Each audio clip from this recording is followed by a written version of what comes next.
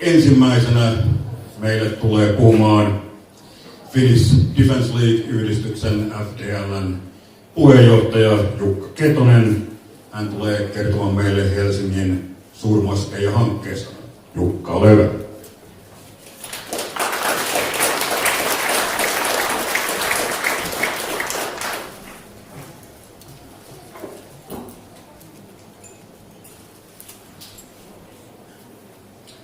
No niin, kiitos järjestäjille tästä tilaisuudesta päästä paikan päälle sanomaan muutama sananen. Kiitos myös siitä, että kukaan mukaan pyydetyistä keskustelijoista ei käsittääkseni jäänyt minun takiani pois tilaisuudesta. Näinkin on joskus tapahtunut.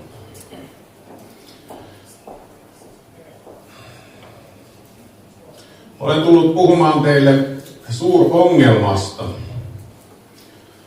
Voidaan puhua myöskin suuronnettomuudesta, joka tulee kohtaamaan koko maatamme, mikäli helsinkiläiset päättäjät tekevät virhearvioinnin. Kaikki varmaankin tietävät tästä suunnitellusta suurmoskeja kautta islamistikeskushankkeesta, joten sinänsä en tuo mitään uutta tietoa asiasta mukanani. Haluan kuitenkin ottaa esille muutaman avainkohdan, jotka ovat omasta mielestäni olennaisia tämän suurmoskeja-hankkeen osalta. Kohdat pitävät sisällään muun muassa, ketkä ovat hankkeen takana, suunniteltu koko hankkeeseen sisältyvät toiminnat, rahoitus, imaamitutkimus ja integraatio.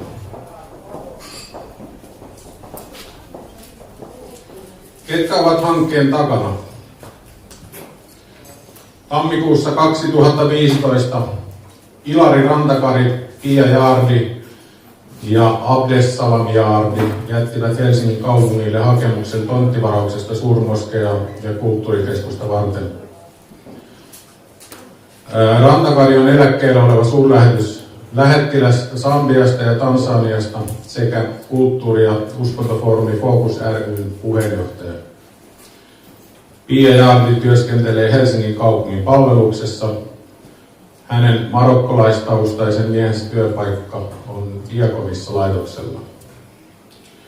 Hankkeen takana tukena olevat järjestöt ovat Suomi-Bahrain ystävyysseura ry, puheenjohtaja Rantakari Markus Ilari, kulttuuri- ja uskontofoorumi Focus ry, puheenjohtaja Rantakari Markus Ilari, Suomen muslimiliitto ry, puheenjohtaja Jaardi Pia Dolores, Suomen musliminaiset ry,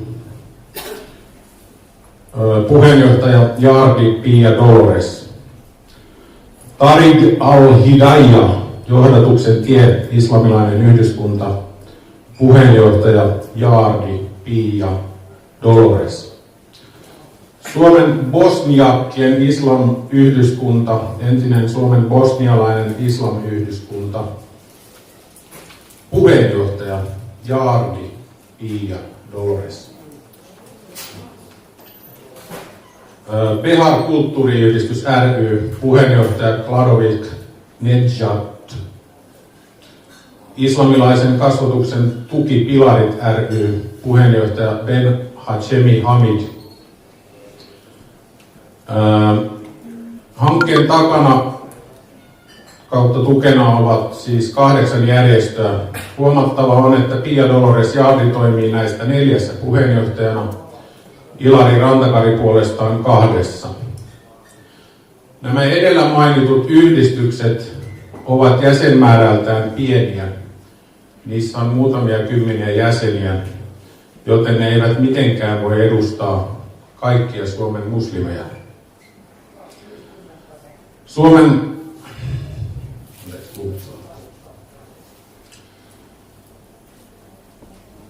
Suomen islamilainen neuvosto Sine ry ei kuulu hankkeen taustavoimiin mahdollisesti maksuhäiriöidensä vuoksi. Tosin Pia Dolores Jaardi on toiminut siinäkin varaanpuheenjohtajana Ulkomainen raha olisi siis varsin tervetullut, jotta islamilainen pankki voitaisiin myös perustaa. Sieltähän suomalainen islamilainen neuvosto Sine ry saisi varmasti lainaa maksuhäiriöihinsä.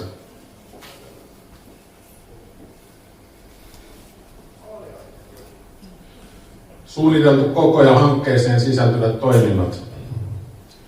Helsingin suurmoskeen kooksi on kerrottu noin 3000 neliötä. Se on 2 kertaa suurempi kuin suurkirkko. Samalla tontilla toimisi noin 15 000 neliön suurinen islamilainen kulttuuri- ja monitoimikeskus. Kokonaisuuteen on kaavailtu kuuluvan liikunta, sosiaali-, koulutus sekä konferenssitiloja.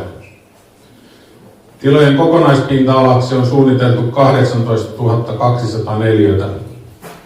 Tilat koostuvat sosiaalisesta keskuksesta, liikuntakeskuksesta, koulutuskeskuksesta, suurmoskeijasta, erilaisista ulkotiloista ja vuokrattavista tiloista, joihin lukeutuu esimerkiksi islamilainen pankki.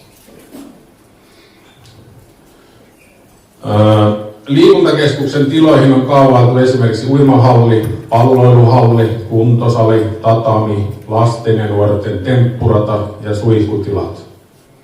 En ehkä itse veisi kuitenkaan lastani sinne. Koulutustilat koostuvat lähinnä luokkahuoneista, auditoriosta, luontohuoneista ja kokoustiloista. Ulkotilat käsittävät vierasmajoituksen, kriisitilat ja talomiehen huoneen. Suurmoskeja koostuukin erilaisista rukoustiloista ja saleista. Sosiaalikeskuksen tarkoituksena on yhdistää eri uskontoja. Aika mielenkiintoinen. Ja tukea islamin uskoa Suomessa.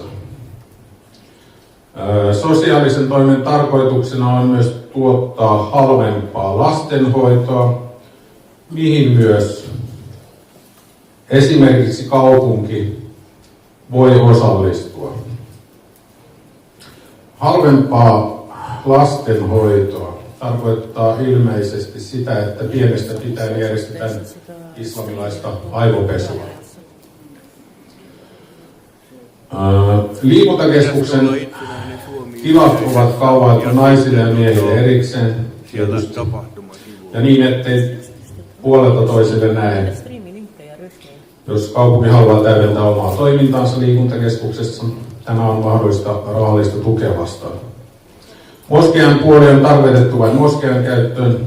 Moskeijassa on tarkoitus järjestää islamilaista neuvontaa ja opetusta. Tarkoittaakohan tämä omaa sarjatuomioistuinta, jossa neuvotaan, että Allahin laki on yli maallisen lainsäädäntömme. Rahoituksesta on annettu suurpiirteisiä lausuntoja. Budjetiksi on arvioitu 140 miljoonaa euroa. Rahoituskuviota koordinoi Bahrainin valtio. Tukea antaisivat myös Arabiemiraatit, Saudi-Arabia sekä Qatar. Ilari Rantakari oli saanut kirjeenkin Bahrainin kuninkaalta. Kun Rantakarilta tivattiin, mistä Bahrain keräisi yli 100 miljoonaa euroa moskeijaan, Rantakari kakisteli, että en tiedä. Shia-yhteisössä ollaan huolissaan takfiri-ideologian leviämisestä, jos rahoituksessa ja ylläpidossa nojaudutaan Bahrainiin, Saudi-Arabiaan, Qatariin ja Emiraatteihin. Shia-yhteisössä on myös ihmetelty näiden maiden pyyteetöntä kiinnostusta rahoittaa suurmoskeja Suomessa, jossa on tuskin kourallista kyseisten maiden kansalaisia. Mikäli Saudi-Arabia osallistuu rahoitukseen myös, pitää muistaa, että Saudi-Arabia noudattaa tiukan islamilaista laintulkintaa. Kuolemanrangaistusta sovelletaan useisiin rikoksiin, kuten murhiin, raiskauksiin ja huumeiden salakuljetukseen. Harvinaisempaa, mutta lakien mukaan mahdollista on tuomitseminen teloitettavaksi esimerkiksi aviorikoksesta. No ei mua olisi vielä tuomittu. Tai noituudesta. Alle 18-vuotiaitakin teloitetaan rikoksista. Lisäksi arvioidaan, että Saudi-Arabia käyttää kiduttamista saadakseen ihmisen tunnustamaan. Bahrain, josta osa Suomeen suunnitellun suurmoskean rahoituksesta tulee, on kiduttanut ja tappanut mielenosoittajia. Bahrainissa lapsiavioliitot ovat hyvin yleisiä, vaikkakin nykyään lapsen annetaan käydä koulunsa loppuun ennen kuin hän saa mennä naimisiin. Se on mukavaa se, että saa käydä koulunsa loppuun ennen kuin joutuu hellan ja jyrkin väliin.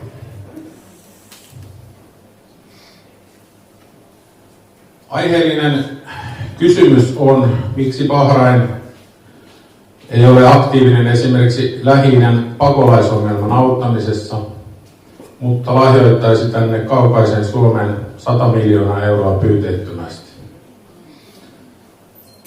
Tällainen arabimaiden rahoittama moskeja ei edusta kaikkia muslimeja. Moskean edustama islam on aina rahoittajamaiden näkemyksen mukainen. Tätä mieltä on Suomen Kurdiliiton puheenjohtaja Velat Nehri. Sitten pieni katsaus tutkimukseen imaamikoulutuksesta Suomessa. Tässä tutkimuksessa oli myös yhtenä henkilönä mukana yllättäen Pia Dolores Jaardi. Muslimiyhteisön ja kansalaisvaikuttajien aloitteesta kulttuuri- ja uskontofoorumi Focus ry teki yhteistyössä Suomen Muslimiliiton ja Visiofoorumin kanssa vuosina 2012-2013 imaamien koulutustarveselvityksen.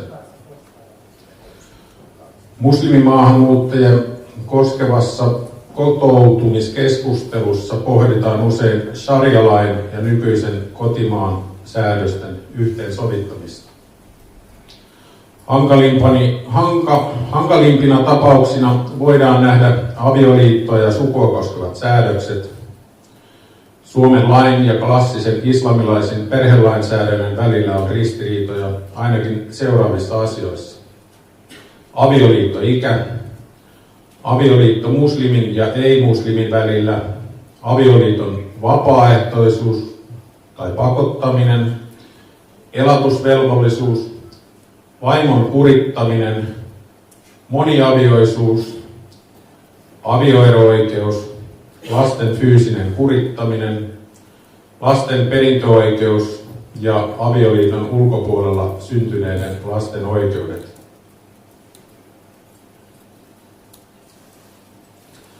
Tutkimukseen vastanneiden suhtautumisessa Suomessa mahdollisesti järjestettävään koulutukseen nousi tärkeänä esiin kysymys siitä, kuka päättää, minkälaista koulutusta järjestetään. Nyt kannattaa kuunnella tarkkaan. Yksi vastaus oli tämmöinen, että kannatetaan, mutta missä järjestetään ja kuka opettaa? Onko se niin sanottua laimennettua islamia? Opetetaanko sharia-lakia niin kuin se on, vaikka Suomen laki ja sharia-laki törmäävät? Koulutukselle joo, kunhan sisällöstä sovitaan ja kunhan siihen voi itse vaikuttaa.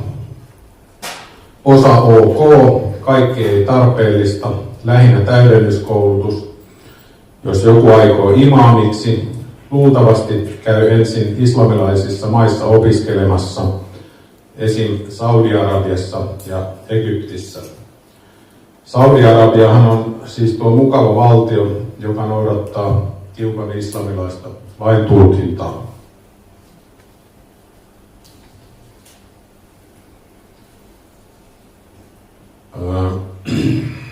Integraatiosta. Suurmoskea Islamkeskus-hankkeen on sanottu lisäävän muslimien integroitumista yhteiskuntaan. Muslimien pitää saada tuntea olevansa tasa-arvoisia. Oikein johdettuna moskeija voisi lausunnon mukaan ehkäistä väkivaltaista radikalisoitumista ja saada muslimit kotoutumaan erittäin hyvin. Ei ihmisen kotoutuminen ole mistään moskeijasta kiinni. Kyse on yksinkertaisesti siitä, että tietyissä muslimiperheissä lasten ei anneta oikeasti kotoutua ja suomalaistua. Annetaanko lasten tai nuorten itse päättää, miten he elämänsä haluavat elää, vai aivopestäänkö heitä pienestä pitäen alistumaan jollekin tuntemattomalle? En usko, ja tästä radikalisoituminen lähtee mielestäni liikkeelle. Kyse on lähinnä siitä, että islamilaisista tavoista pyritään kaikin tavoin pitämään kiinni ja saada ne jatkumaan myöskin tulevaisuudessa. Kotoutuminen ja sopeutuminen sinänsä ei tarkoita kuitenkaan sitä, että kaikista omista kulttuuri- ja uskontoperinteistä pitäisi luopua. Lainaus Mika Niikon tekstistä. Useat Euroopan valtiot, kuten Belgia, ovat pitkään yrittäneet avokätisellä suvaitsevaisuudella kotouttaa muslimitaustaisia maahanmuuttajia. Tulokset ovat päinvastaisia kuin tavoiteltu rauhaisa rinnakkaiselo. Jos olemme kykeneviä oppimaan muiden virhearvioinneista, emme salli suurmoskeaa Helsinkiin. Moniko on tätä mieltä? Aika moni käsi nousi. Täällä puuhattu moskeakompleksi palvelu- ja konferenssikeskuksineen muistuttaa Brysselin vastaavaa, josta käsin on vuosikymmeniä korupuheista huolimatta tuettu radikalisoitumista sekä rahoin että opetuksilla. Tanskassa imaamit puhuvat julkisesti tasa-arvosta. Ja kuinka pitäisi elää osana yhteiskuntaa, Tanskan lakia pitää noudattaa. Kuitenkin moni imaami ei halua muslimien integroituvan, vaan elävän rinnakkaisessa yhteiskunnassa. Jumalan uskova nainen ei saa olla vieraan miehen seurassa ilman saattajaa. Musliminainen ei voi työskennellä paikassa, jossa on myös miehiä. Sukupuolet eivät saa olla vapaassa kontaktissa. Töihin tarvitaan aviomiehen lupa. Naisen pitää totella aviomiestään. Läntisen yhteiskunnan säännöt eivät päde, koska muslimien lain katsotaan olevan yhteiskunnan lain yläpuolella. Ja nyt varoituksen sana. Aviorikkojat sopii tappaa. Tästä nähdään, että toisilla muslimeilla on niin sanotusti yhteiskunnan sisällä. Päivi Räsänen on sitä mieltä, että rinnakkaisen islamilaisen yhteiskuntajärjestyksen syntymistä tulee välttää viimeisen asti. Ruotsin Göteborgissa otettiin käyttöön uusi Saudi-Arabian rahoittama moskeija vuonna 2011. Hankkeen vetäjät vakuuttivat, että rahoittajat eivät vaikuttaisi moskeijan toimintaan millään tavalla. Uudesta moskeijasta on kuitenkin tullut vanhoillisten sunnien tukikohta, jossa värväjät houkuttelevat lähiössä varttuvia nuoria ääriliikkeisiin. Göteborgista on liittynyt ISISin riveihin noin 130 henkilöä ja kaupunki on yksi vahvimmista ISISin värväyskohteista Euroopassa.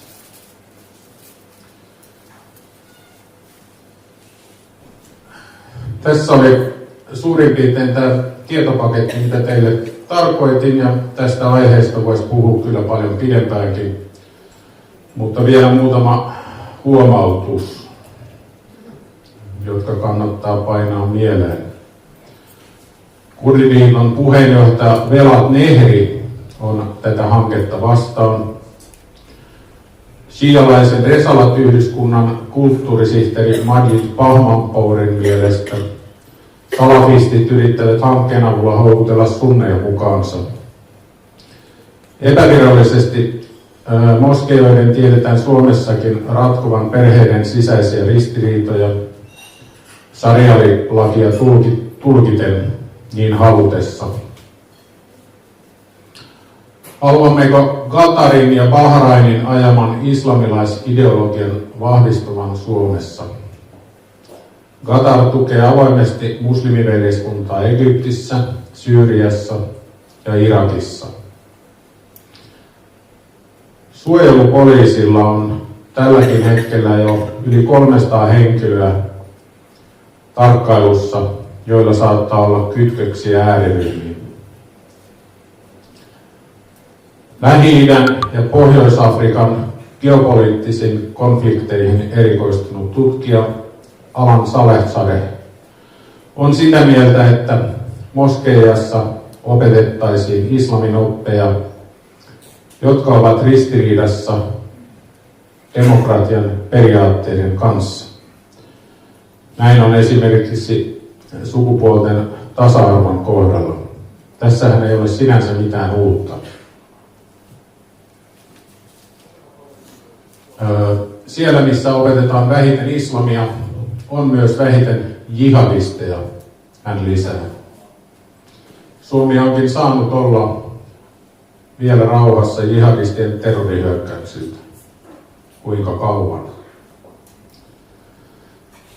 Tilanne on tällä hetkellä se, että suojelupoliisi ja Suomen ulkoministeriö tekevät turvallisuusselvityksen suurmoskean taustoista. Nyt on aika muistaa, keitä te äänestätte seuraavissa kuntavaaleissa. Toivon lasteni, heidän lastensa ja isänmaamme puolesta, että päättäjät eivät tulisi näyttämään vihreää valoa tämän mielisairaan suurongelmakeskushankkeen etenemiselle. Kiitos.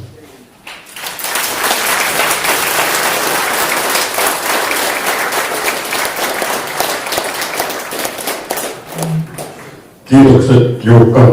Jos tähän väliin on Jukalle jotain nopeita kysymyksiä, niin otetaan ne tähän, mutta laajemmat kysymykset voisi säästää tuonne paneelikeskustelun loppuun. Ja siitäpä heti ero. Joo, semmoinen kysymys, että muistaakseni Espanjassa tällaisen keskuksen tulo estettiin viemällä sianpää sinne kyseiseen rakennuspaikkaan. Ja ilmeisesti se oli tehokasta, koska sitä keskusta ei rakennettu. Mitäs täällä? Joo, tuollaista on mullekin ehdotettu monta kertaa ja valitettavasti en ole sikalan omistaja, mutta tunnen sikalan omistajia. Samoin. Siksi toisekseen, niin kun muslimeilla on kaikennäköiset puhdistautumisriitit, esimerkiksi sukupuoliyhdynnän jälkeen ja niin poispäin, niin mulla on sellainen käsitys, että tämä sianpää saataisiin näillä älävälävällä menoilla hyvin nopeastikin rauhoitettua, joten siitä ei olisi mitään hyötyä. Sika vain kuolisi.